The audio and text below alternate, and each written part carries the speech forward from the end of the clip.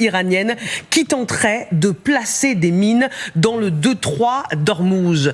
Un ordre donné dans un contexte bien précis, alors qu'un briefing classifié et à huis clos s'est déroulé au Congrès américain et a été révélé par la presse. Le Washington Post rapporte que le déminage du détroit d'Ormuz pourrait prendre jusqu'à 6 mois, un scénario inenvisageable pour le président américain. Partons tout de suite aux États-Unis, retrouver nos envoyés spéciaux Mathieu Karman et Julie Janus en direct de Washington devant la Maison-Blanche. Mathieu, on vous retrouve à l'heure où Donald Trump ordonne donc à la marine américaine de tirer et d'abattre tous les bateaux poseurs de mines.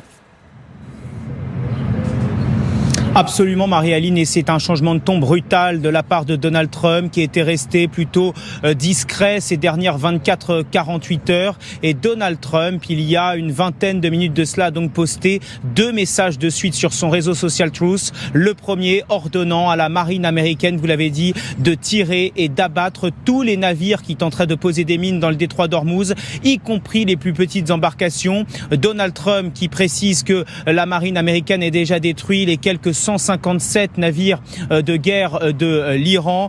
Donald Trump qui précise bien que l'opération du déminage du détroit d'Ormuz a bel et bien débuté, mais il ordonne à l'armée d'aller encore plus vite. Et le deuxième message posté sur son réseau social et dans le même ton, Donald Trump explique que l'armée américaine a le contrôle total du détroit d'Ormuz, qu'il est hermétiquement fermé, et ce jusqu'à la signature d'un accord total entre l'Iran et les Américains. Et puis enfin, Marie-Aline a noté cette publication il y a 2 minutes à peine de Karoline Leavitt, la porte-parole de la Maison-Blanche. Elle relaie un article de presse, de la presse américaine, avec cette écriture: l'Iran a très mal calculé la situation. Alors, est-ce soudainement un nouvel avertissement lancé, que ce soit par Donald Trump ou par Karoline Leavitt, la porte-parole de la Maison-Blanche, au régime iranien pour leur dire: venez négocier car sinon nous allons reprendre la guerre? On le verra dans les prochaines heures. Merci beaucoup Mathieu Karman et Julie Janus pour ces toutes dernières informations. La Maison-Blanche qui dit: attention, l'Iran a fait un mauvais calcul. Pour expliquer pourquoi le déminage iranien est désormais un sujet, un enjeu brûlant et qu'il prendra autant de temps, nous a rejoint Thomas Couvin, ancien plongeur démineur de la Marine nationale. Merci beaucoup d'être avec nous dans LCI Direct. On va voir, images à l'appui, comment les démineurs américains opèrent face aux pièges iraniens. On va vous montrer évidemment des images devant le grand écran pour que ce soit facilement compréhensible. Grâce aux modélisations de l'agence Eteli, qui est expert en graphique et qui nous montre les gardiens de la Révolution qui sont à bord de ce bateau et qui vont jeter les mines en mer avant de repartir. Ça s'appelle hit and run tactique. On jette les explosifs, les mines explosives en mer et elles vont donc se retrouver au fond de l'eau. Et dès qu'elles détectent à plusieurs miles un bateau, eh bien là, elles vont remonter à la surface pour exploser au contact de l'embarcation. Thomas Couvin, est-ce que ce type de mines sont redoutables? Ce sont des mines intelligentes. Oui, ce sont des mines nouvelle génération. Après, dans les explications, c'est pas tout à fait comme ça que ça se passe dans la réalité des choses. Il faut savoir qu'à l'heure actuelle, il n'existe aucune mine qui va être capable de se décrocher et de venir après en contact avec un bateau. Les Iraniens ont cette mine, en fin de compte, elle a 2 fonctionnalités. La première, c'est soit elle est amarrée sur le fond, comme on l'a bien vu sur votre image, et elle va se situer entre 2 eaux, et là le bateau va venir en contact, soit la mine est directement larguée en format dérivant, et à ce moment-là, elle a cette capacité d'être gérée via un GPS qui va en fin de compte lui permettre de s'armer et de se désarmer si elle sort d'une zone ou qu'elle rentre dans une zone stratégique. Avec des mines GPS. Regardons maintenant, Thomas Couvin, comment ça se passe, la chasse aux mines, qui est une chasse compliquée pour les Américains. On sait que les Européens, notamment les Français, sont experts dans ce type de chasse aux mines, grâce à Exail, qui est une entreprise européenne de haute technologie. On voit que des drones navals que vous avez vus en jaune, ils sont envoyés. Et donc, ils vont mener une expédition sous les mers. On voit ce qui se passe en temps réel. Tout ça se fait en coordination avec des ingénieurs. Et ils vont scanner dans les mers les mines qu'il repère. Et là, Thomas Couvin, en fonction de la mine, du type de mine, il va y avoir une explosion pour neutraliser la mine explosive. Expliquez-nous précisément. Oui, tout à fait, c'est ça. Donc il y a cette première phase de détection qui est faite via des sonars, soit embarqués par des drones, soit embarqués via un chasseur de mines. Ensuite, il va y avoir cette phase de destruction.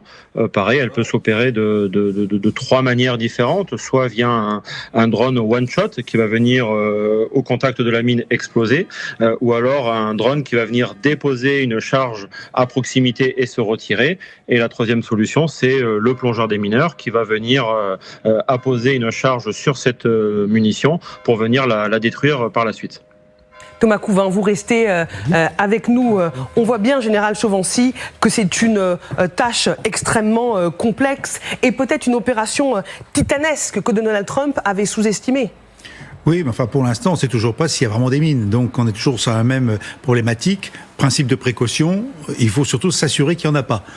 S'assurer qu'il n'y en a pas alors que la sécurité elle-même générale n'est pas assurée, c'est pas prêt de se faire. Donc tant qu'on n'aura pas une liberté, je dirais, une sécurité par une négociation sur ce détroit, il ne pourra pas y avoir de déminage réel, c'est-à-dire d'abord vérifier et ensuite déminer.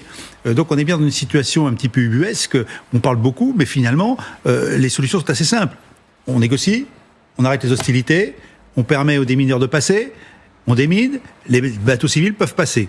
Ou alors on commence d'ailleurs par réduire, surtout à nettoyer un corridor, au moins pour que les premiers flux se fassent. Mais effectivement, on revient dans la notion de délai qui a été évoquée il y a quelques instants.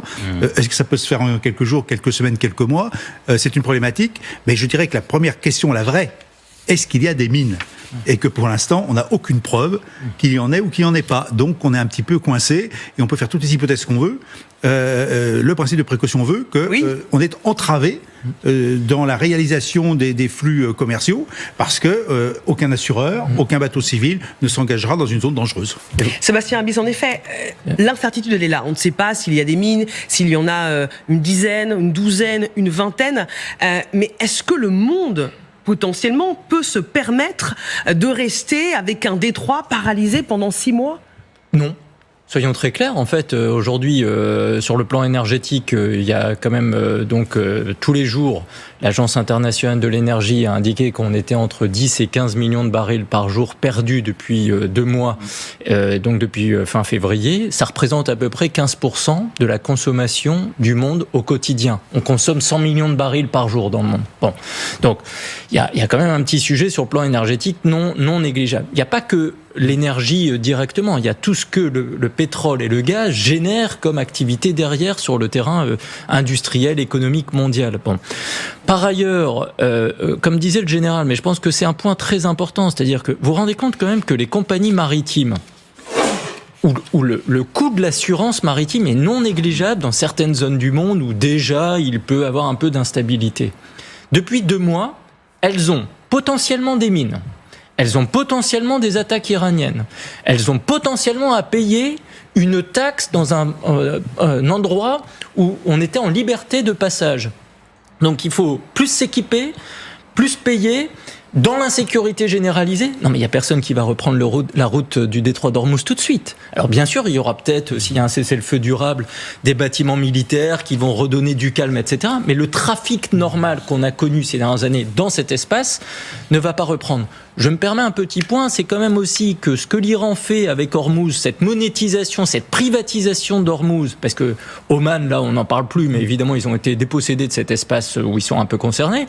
Mais enfin, ça va donner des idées à combien de pays dans le monde de vouloir privatiser des espaces maritimes étroits, sensibles, où on se rend compte que finalement, c'est peut-être pas une mauvaise idée de faire passer tout le monde à la caisse, avec peut-être des guerres psychologiques en disant, vous savez, il y a peut-être des mines, on ne sait pas très bien, etc. On va dans un monde où, encore une fois, la mer est souvent en phase avancée sur les tensions terrestres, parce qu'en mer, il y a le tic-tac climatique qu'il ne faut pas oublier, mais il y a un tic-tac géopolitique qui est en fait sous nos yeux, et ces guerres navales, ces guerres de flux autour des ressources, autour des géographies, c'est très important, et ce que disait Alain tout à l'heure est précieux. L'Iran a fait un déplacement de dossier, mais nous n'avons pas gagné sur d'autres terrains de jeu. Donc depuis 2 mois, le problème augmente, et c'est pour ça que je dis bien que cette guerre n'a pas débarré il y a 2 mois. Depuis 2 mois, cette guerre a ajouté d'autres problématiques à un terrain qui, depuis un demi-siècle, est explosif au Moyen-Orient.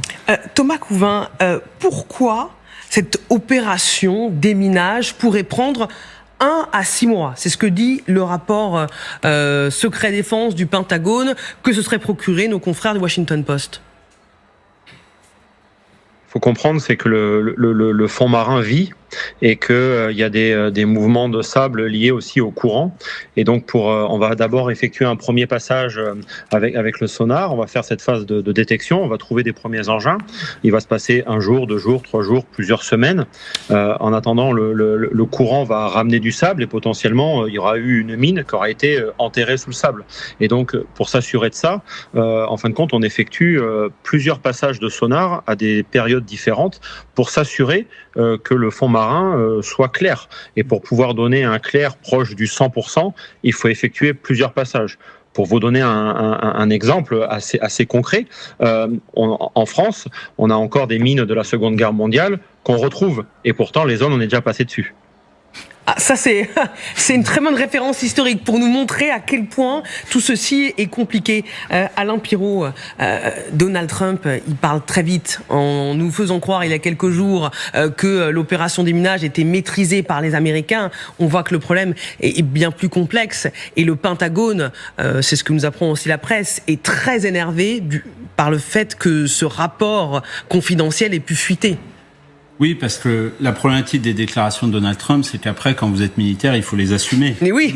Et vous avez les moyens qui vont en conséquence. Et déminer une zone, je parle sous le contrôle de Thomas Couvin, pour les plongeurs démineurs, toutes les technologies que vous avez démontrées sur l'écran, elles ont eu un but ces dernières années. Elles sont d'écarter justement l'homme de la zone la plus dangereuse et de permettre aux machines d'opérer ce déminage pour justement protéger les équipages dédiés à ça. Évidemment, ça prend du temps. Vous évoquiez la Seconde Guerre mondiale, plus de 400 engins explosifs retrouvés l'année dernière en Méditerranée. Alors, vous n'avez pas toujours des mines, c'est parfois des bombes qui n'ont pas explosé ou des engins explosifs qui restaient au fond des mers. Mais la réalité, c'est qu'à la fin, vous n'avez aucune compagnie maritime qui va oser prendre le risque de se dire, bon, testons, on verra ce que ça donne, déjà parce que les assurances sont trop empêcheront cette réalité, et aussi parce que ça ne marche pas comme ça, en fait. Vous pouvez pas juste faire des déclarations et se dire, eh bien, les compagnies vont alors s'engager sans aucun risque pour leurs équipages et pour leurs cargaisons. Et c'est vrai que l'inquiétude, quand on évoque les délais de 6 mois, elle est sur un certain nombre de matières. On évoque à chaque fois le pétrole et le gaz, mais pensez à l'hélium pour la production de circuits électroniques. Pensez au soufre nécessaire à la fabrication d'acide sulfurique, qui lui est nécessaire à la fabrication d'engrais ou à la fabrication de métaux. Enfin, c'est toute une partie de l'économie dans cette région du monde qui est amenée à tourner au ralenti ou à s'arrêter sur des domaines clés pour la vie des pays. Je vous prends un exemple pour vous dire à quel point on parle d'effet papillon. Le Chili est à 2 doigts d'arrêter son industrie du cuivre parce qu'il n'est pas certain de pouvoir se fournir en acide sulfurique chinois parce que la Chine elle-même n'est pas capable d'assurer son approvisionnement en soufre pour produire cet acide sulfurique. Et 50% du soufre chinois provient de cette région du monde. Vous imaginez en fait l'effet domino sur un certain nombre de pans de l'économie mondiale, avec des conséquences au Chili. On n'est pas du tout dans le détroit d'Ormuz. C'est ça la réalité du monde aujourd'hui. Et les déclarations de Donald Trump ne suffiront pas à faire redémarrer la machine en quelques jours. C'est ça la réalité. Gwendoline. Oui, non, tout à fait, je partage cet avis. Après, je pense pas que, encore une fois, c'est un cessez-le-feu, c'est un arrêt des combats temporaire. Moi, je pense qu'on est encore dans une phase de l'opération Epic Fury. Je pense quand même que très probablement cette situation ne va pas s'éterniser et qu'on va voir une reprise des frappes incessamment sous peu et qu'on entrera dans une autre phase. Ça ne veut pas dire forcément on verra l'issue de cette opération, mais là on est dans une phase des opérations qui très clairement ne peut pas durer 6 mois. Et Donald Trump, encore une fois, ne fait pas non plus la guerre tout seul. Il a des amiraux, il a des généraux. qui ont beaucoup d'expérience au Moyen-Orient, et ça faut aussi le souligner. Les militaires qui dirigent CENTCOM aujourd'hui sont des gens qui ont accumulé par les opérations américaines des années et des années d'expérience au Moyen-Orient. Donc il y a quand même cette conscience-là. Moi, je pense qu'effectivement, cette phase qui n'est pas tenable n'est pas appelée à durer longtemps. Accessoirement, le Pitexet a viré quand même le secrétaire à la Marine il y a quelques heures ou hier soir aux États-Unis. Absolument. Et donc, on voit bien qu'il y a aussi un mode opératoire de la classe politique avec les militaires qui est quand même un peu particulier depuis 2 mois, puisque c'est pas le premier. Permettez-moi